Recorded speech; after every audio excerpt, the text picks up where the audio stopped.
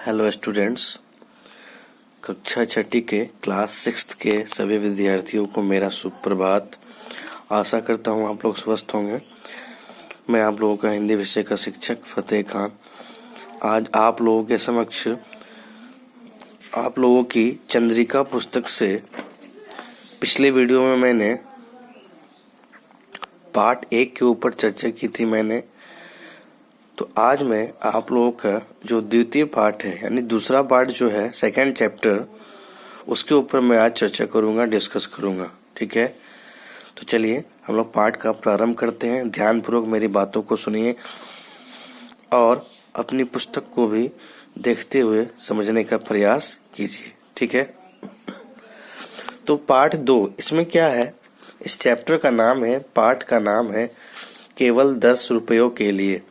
केवल 10 रुपयों के लिए, यानी इस पार्ट का जो शीर्षक है, जो टाइटल है, वो है केवल 10 रुपयों के लिए, 10 रुपीज, ओनली 10 रुपीज। ठीक है, और इस पार्ट के जो लेखक है, जो राइटर है, जिन्होंने इस पार्ट को लिखा है, उनका नाम है हरिशंकर परसाई। हरिशंकर परसाई जी हिंदी साहित्य के एक उत्कृष्ट रचनाकारों, लेखकों में से एक माने जाते हैं। उनका जन्म मध्य प्रदेश में 1922 में हुआ है, 1922 में। ठीक है, 1922 में उनका जन्म हुआ है मध्य प्रदेश में, और 1961 में 1961 में उनका देहांत हुआ है, निधन हुआ है, डेथ हुआ है। ठीक है, इस बीच उन्होंने हिंदी साहित्य में बहुत सारी रचनाएं की है, बहुत सारी कहानियां, बहुत सारे व्यंग्य लिखे हैं उन्होंने, क्योंकि उन्हें व्यंग्यकार के रूप में जाना जाता है। और ये जो पाठ है एक प्रकार से व्यंग्य ही है। व्यंग्य मतलब दूसरों पर टिप्पणी उड़ाना, मतलब इस पाठ में मनोरंजन से भरपूर है, बातें हैं और मिली जुली जो बातें होती है, जो मनोरंजन से जुड़ी होती है, जो हंसी मजाक का एक जो पात्र होता है, कैरेक्टर होता है, इस पाठ में छुपा हुआ है। और लेखक हरिशंकर परसाई जी ने इस पाठ के माध्यम से ये बताने का प्रयास किया है कि किस प्रकार से आपके जीवन में और सभी के जीवन में हास्य का होना बहुत ही जरूरी है ना, और व्यंग्य का होना बहुत ही जरूरी है। ठीक है, तो चलिए पाठ का हम लोग प्रारंभ करते हैं। मई की भयंकर गर्मी की दोपहरी मैं भोजन करके लेटा हुआ था। ठीक है, बाहर आग बरस रही थी, भीतर पंखा भी गर्म हवा कमरे में बांट रहा था। ठीक है, मई की भयंकर गर्मी की दोपहरी यानी दोपहर का समय है, और कौन सा चल रहा है, मई का महीना चल रहा है, जिसमें मई के महीने में जैसे वर्तमान समय में अत्यधिक गर्मी रहती है, और वो भोजन करके लेटे हुए थे और बाहर जो है आग बरस रही थी। ठीक है, मैं बेचैनी में लेटा थोड़ी नींद लेने की कोशिश कर रहा था। गर्मी में दोपहर का भोजन यदि चटोरेपन के कारण अधिक खा लिया जाए तो खाने वाला बेचैनी में 2 घंटे इस करवट और उस करवट होता रहता है। मेरी यही हालत थी, यही दशा थी। ठीक है, अचानक दरवाजे पर दस्तक पड़ी। अचानक दरवाजे पर कोई आया। जैसे मेरी स्थिति थी उसमें मुझे लगा किसी शत्रु ने अचानक हमला कर दिया हो, क्योंकि अचानक से आराम से खा पी कर जो है भोजन करके ये सोए हुए थे, लेटे हुए थे और नींद की गहराइयों में जाने का प्रयास कर रहे थे। तभी जो है किसी का हमला हो जाता है, ऐसा लगता है कि किसी ने अटैक कर दिया है। ठीक है, क्योंकि ये हंसी वाला है, मनोरंजन से भरपूर है। पता नहीं कौन है, किस काम से आया है, कितनी देर बैठेगा, यो मुझे भगाने की तरकीबें कई मालूम है। तरकीबें यानी आइडिया।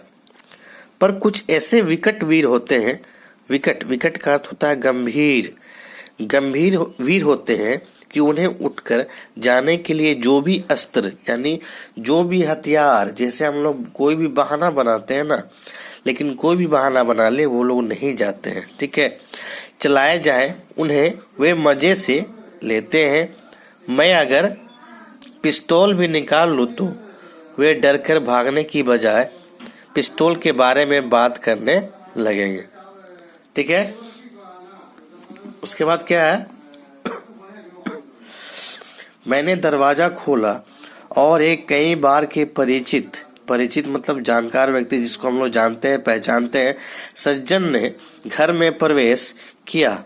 मैं उन्हें देखकर अधमरा हो गया, यह सोचकर कि आए हैं तो कुछ देर बैठेंगे ही। शिष्टतावश मैंने बैठने के लिए कहा।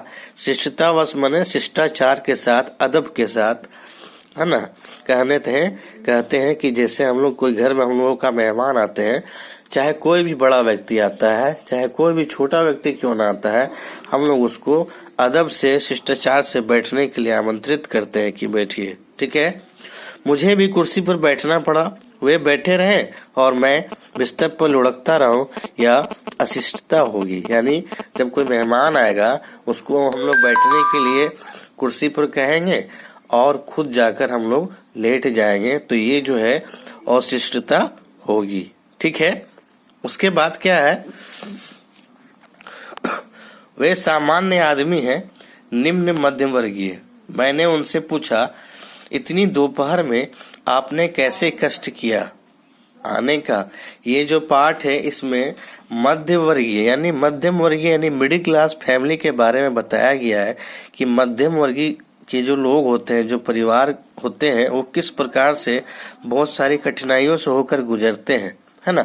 जो निम्न वर्ग के लोग होते हैं वो तो किसी प्रकार से मांग कर उधार लेकर कर लेते हैं, लेकिन जो मध्यम वर्गीय जो मिडिल क्लास फैमिली होते हैं वो ना किसी से मांग सकते हैं ना किसी से अपना दुखड़ा सुना सकते हैं। ठीक है, वो बीच में ही फंसे हुए रहते हैं।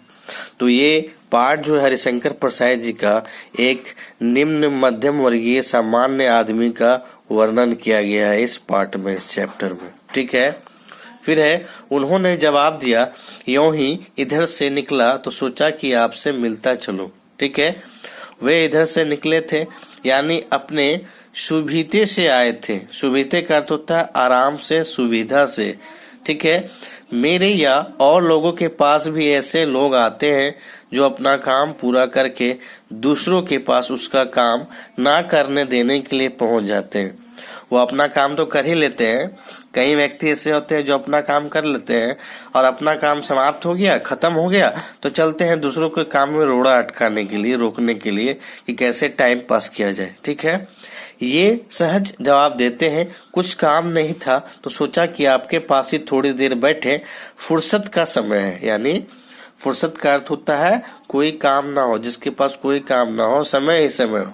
ठीक है, उनका तो फुर्सत का समय है जो मेरे पास बिताने आए हैं, पर मेरा काम का समय है, मैं कागज कलम रखकर उन्हीं की तरफ फुर्सत में हो जाता हूँ। ठीक है, उन सज्जन ने बात शुरू की।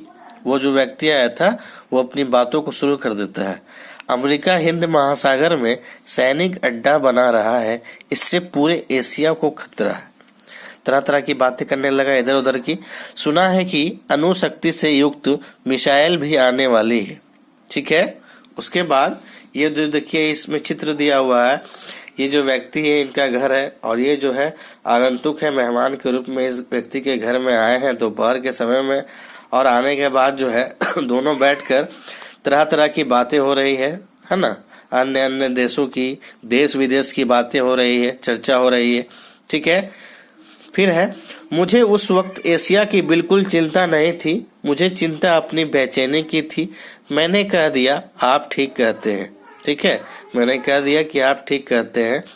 उन्होंने बात चालू रखी, यदि इधर अमेरिका सैनिक अड्डे बनाएगा तो रूस क्या चुप बैठा रहेगा। यहाँ दो महाशक्तियों में संघर्ष की नौबत आ जाएगी। दो महाशक्तियां कौन कौन, अमेरिका और रूस, रसिया, दो महाशक्ति देश हैं, बहुत ताकतवर देश है। ठीक है, रूस से हमारी 20 साल की सुरक्षा संधि है, वह भारत की सुरक्षा को खतरे में नहीं पड़ने देगा। आपका क्या ख्याल है। ठीक है, प्रश्न होता है, वो जो व्यक्ति है इस व्यक्ति से प्रश्न कर रहा। मैंने कहा ठीक है, अमेरिका का यही कदम गलत है। मैंने कहा ठीक है, अमेरिका का यह कदम गलत है। यानी जो जैसा वो पूछ रहे थे वैसा मैं आंसर दे रहा था, उत्तर दे रहा था। ठीक है, तो फिलहाल आप लोगों के लिए जो वीडियो है इतना ही।